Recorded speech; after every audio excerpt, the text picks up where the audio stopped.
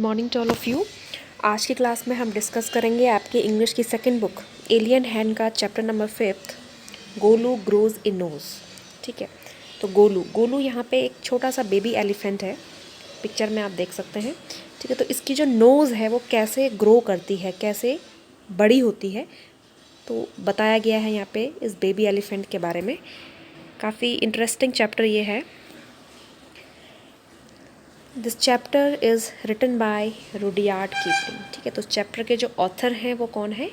Rudyard Kipling. तो Rudyard Kipling का नाम आपने सुना होगा, इन्होंने जंगल बुक जो मोगली जो मूवी बनी थी, जिसका गाना था जंगल जंगल पाक चली है पता चला है।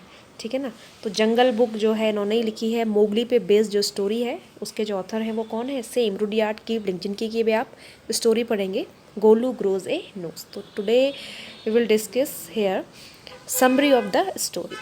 तो जो स्टोरी है उसकी हम समरी, जो है जो कहानी है उसकी हम समरी शॉर्ट में डिस्कस करेंगे। Golu grows in nose is a humorous story. तो जो गोलू ग्रोज इन नोज है ये ह्यूमरस माने हास्यप्रद, हंसी मतलब आपको आएगी इसको पढ़ते समय। Story by Rudyard Kipling, same author of the jungle book. तो जंगल बुक के जो सेम ऑथर है उन्होंने इसको लिखा है। The story begins in the past. ये स्टोरी बताती है, ये शुरुआत होती है पास्ट मतलब भूत, पहले के टाइम पे जब क्या होता था। In past elephants nose were not like as of now. कि यहाँ पे बताया गया है कि जब पहले समय में जो एलिफेंट्स होते थे उनकी जो नाक होती थी वो जैसे अभी है ना, उनकी लॉन्ग ट्रंक होती है, लंबी सी सूंड। पहले ऐसा नहीं था। Instead of long trunk they had only a bulgy nose. बजाय लंबी सूंड के उनकी छोटी सी बल्जी सी मतलब काफ़ी मोटी सी एक नाक होती थी। In the forest there was a baby elephant name Golu. तो उस समय की बात की जा रही है कि उस समय जंगल में एक छोटा सा बेबी एलिफेंट रहता था जिसका नाम क्या था? गोलू था।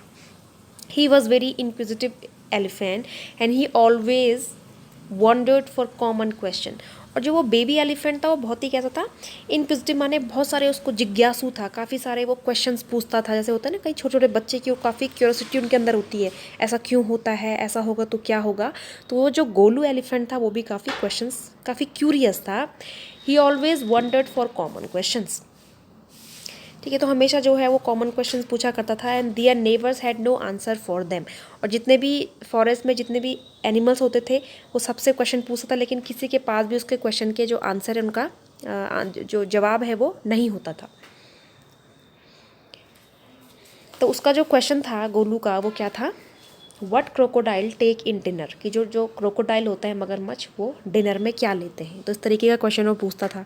ठीक है, तो Golu was in search of the answer to what crocodiles take in dinner. तो गोलू जो है क्वेश्चन का आंसर ढूंढ रहा था कि क्रोकोडाइल जो है डिनर में क्या खाते हैं। Myna bird suggested him to visit great grassy Limpopo river. तो सबसे पहले वो जाता है मैना बर्ड के पास। ठीक है, तो उस बर्ड से पूछता है कि मुझे इस क्वेश्चन का आंसर बताओ कि जो क्रोकोडाइल हैं वो डिनर में क्या लेते हैं। ठीक है, तो मैना बर्ड उसको सजेस्ट करती है कि तुम क्या करो, एक बहुत ग्रेट और ग्रासी सी मतलब काफ़ी सारे घास फूस है, लिम्पोपो रिवर है, तुम वहाँ पे जाओ, वहाँ पे तुम्हें हो सकता है क्रोकोडाइल मिल जाए, तो डायरेक्ट तुम उसी से पूछ लेना कि वो डिनर में क्या खाता है। Golu went home. अब गोलू घर जाता है। And took numerous sugar cane bananas and melons and started his journey to the river. अब जब घर जाता है तो वो अपने साथ काफ़ी सारा जो है शुगर केन जो है ले जाता है। शुगर केन माने क्या होता है? गन्ना खाता है, बनाना, काफ़ी सारा मेलन, तरबूज वगैरह वो ले जाता है और अपनी जर्नी शुरू कर देता है वो रिवर की तरफ, क्योंकि उसको मैना बर्ड ने सजेस्ट किया है कि तुमको क्रोकोडाइल कहाँ मिलेगा, तुम डायरेक्ट उसी से पूछो। इन द मिडवे, अब बीच में जो है Golu asked A Python about A crocodile. अब रास्ते में गोलू को एक पाइथन मिलता है, पाइथन माने अजगर। ठीक है, तो वो पूछता है अजगर से कि भाई क्रोकोडाइल के बारे में मुझे बताओ कि वो क्या खाता है, कहाँ मिलेगा। लेकिन पाइथन को जो है अजगर के बारे में कोई भी क्लू नहीं था, उसको नहीं पता था। Golu help him in coiling on the tree.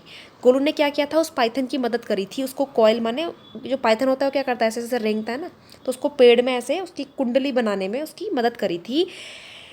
Next day he reach the great grassy Limpopo river. अब अगले ही दिन जो है गोलू जो है कहाँ पहुँच जाता है, जो ग्रेट ग्रासी जो मैना ने बताया था लिम्पोपो रिवर में, वहाँ पे वो पहुँच जाता है। There he saw a log of wood. और वहाँ पे वो क्या करता है, एक बड़ा सा लॉग, लकड़ी का मतलब एक बड़ा सा टुकड़ा जो है वो देखता है उस रिवर के पास।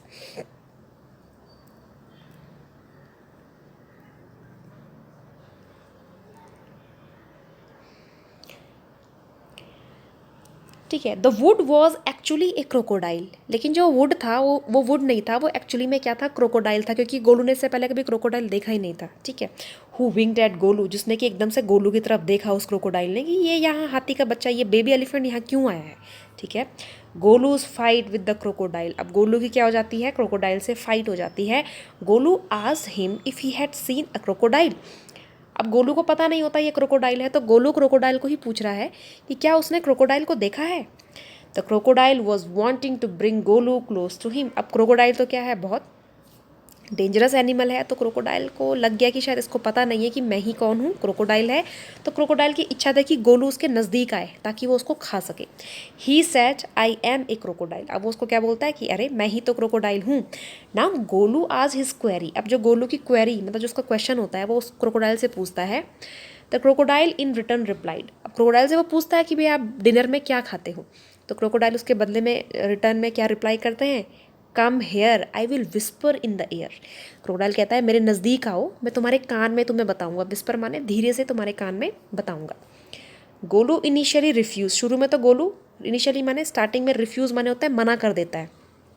But on insist and crocodile tears, लेकिन जब क्रोकोडाइल बहुत इंसिस्ट करता है, उसको फोर्स करता है, और क्रोकोडाइल की टीयर, आपको पता ही है जो क्रोकोडाइल के मगरमच्छ के आंसू होते हैं वो कैसे होते हैं, नकली होते हैं, वो बेवकूफ़ बनाते हैं। ठीक है। तो गोलू को लगता है कि बेचारा रो रहा है, ठीक है, और काफ़ी इंसिस्ट कर रहा है, तो गोलू एग्री मतलब सहमत हो जाता है उसके पास जाने के लिए। Once Golu came closer the crocodile replied in his ear, और जैसे ही गोलू जो है उस क्रोकोडाइल के नज़दीक जाता है तो क्रोकोडाइल क्या करता है, उसके कान में बोलता है, a baby elephant will be my dear today dinner today, कि जो ये बेबी एलिफेंट है जो मेरे नज़दीक है, यही मेरा आज का क्या होगा, डिनर होगा, रात्रि का, डिनर माने रात्रि का भोजन होगा। With this the crocodile caught Golu by the nose, और ये कहते हुए क्रोकोडाइल ने गोलू की नाक को पकड़ लिया। गोलू वॉज हर्ट, अब गोलू को बहुत क्या हुआ, दर्द हुआ, क्योंकि उसकी नाक क्रोकोडाइल ने पकड़ ली। He asked the crocodile to leave him, अब गोलू क्या बोलता है क्रोकोडाइल को, मुझे छोड़ो, ऐसा मत करो। तो ये आप देख सकते हैं पिक्चर में, सबसे पहले ये देखो, ये गोलू की जो नाक है अभी क्या है, बिल्कुल बल्जी सी नोज़ है, तो ये पाइथन है, तो इससे पूछ रहा है ये। ठीक है। नेक्स्ट आप देखोगे जब क्रोकोडाइल और गोलू की जब लड़ाई होती है दोनों, ये क्रोकोडाइल है तो इसने गोलू की देखो ये नोज़ को क्या कर लिया है, टाइट से पकड़ लिया है।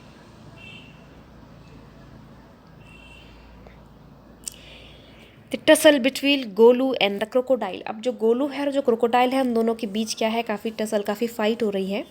The crocodile was not going to leave Golu, अब क्रोकोडाइल ने तो डिसाइड कर लिया है कि वो गोलू को नहीं छोड़ेगा, क्योंकि वो उसका क्या हो गया, खाना बन चुका है।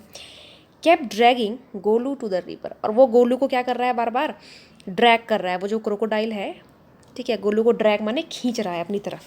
अभी अपने पिक्चर में देखा, Golu pushed his feet in the sand and started pulling his nose, Golu ने भी क्या कर दिए, अपने पैरों को धक्का देकर, मतलब सैंड माने रेत में रखा हुआ है, एंड स्टार्टेड पुलिंग, वो भी अपनी नाक को खींच रहा है। The Python was following Golu since they match, जो पाइथन है वो भी गोलू को फॉलो कर रहा था, क्योंकि पाइथन से वो मिला था, तो जब जैसे ही वो दोनों मिले तो पाइथन भी गोलू के पीछे पीछे उसको ढूंढने जा रहा था कि ये कहाँ गया है।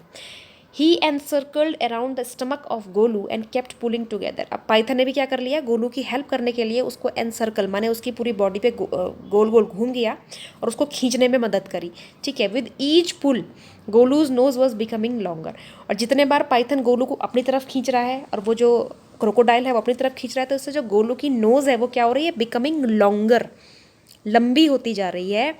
Finally Golu was able to escape from the grip of the crocodile, और फाइनली क्या होता है, जो गोलू है वो बच जाता है। स्केप का मतलब होता है बचना, फ्रॉम द ग्रिप, ग्रिप माने जो क्रोकोडाइल ने ग्रिप करके मतलब पकड़ा हुआ था किसको, गोलू को, तो वो फाइनली वो बच जाता है। But it hurt his nose, लेकिन जो उसकी नाक है उसको काफ़ी हर्ट होता है, काफ़ी दर्द उसको हो रहा है।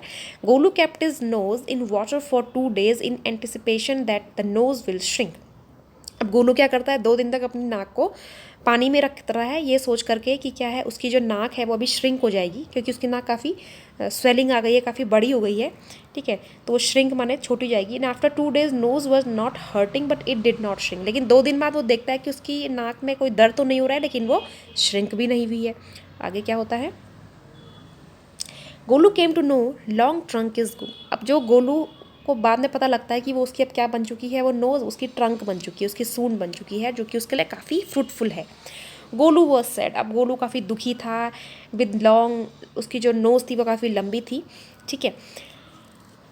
With long nose and wrapped it in a long banana leaf, A fly came and stung Golu. अब वो क्या करता था, उसके काफ़ी फ़ायदे थे उसकी सूंड के, ठीक है। वो बड़े बड़े बनाना लीफ को उसको रैप करके रखता था, कर सकता था अपनी सूंड में, उसको खा सकता था।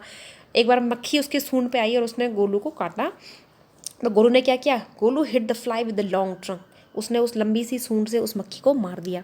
तो पहला फ़ायदा क्या हुआ, अगर उसके पास कोई मक्खी या कीड़ा आता है तो वो उसको अपनी सूंड से हटा सकता है, पहला फ़ायदा ये हुआ। Next time Golu had to dust off the plucked twigs, अब गोलू क्या है अपनी सूंड से जो टहनियाँ उसको तोड़ सकता है, उनकी धूल साफ कर पा रहा है, दूसरा फ़ायदा उसको ये हुआ। Long trunk help Golu in getting rid of dust from the twig, और लॉन्ग ट्रंक से, जो लंबी सूंड से, तीसरा फ़ायदा क्या हुआ कि गोलू जो है, जो ट्विग होती है टहनी, उससे वो डस्ट को साफ कर सकता था, ठीक है। तो ये इतना सारा फ़ायदा जो है उसको हुआ। It was hot sun there, Golu use his trunk to pick the mud and slap it on the heat, और जब कई बार क्या होता है तेज़ गर्मी होती है तो वो अपने सूंड का इस्तेमाल क्या करता था, क्योंकि जो एलिफेंट होते हैं उनको नहाने में बड़ा मज़ा आता है, तो अपनी सूंड से पानी फेंकते हैं अपनी पूरी बॉडी में, तो वो अपनी मड माने कीचड़ को उठाता है और अपने सर पे उसको फेंकता है। तो इस तरीके से जो गोलू ग्रोज अ नोज जो चैप्टर है,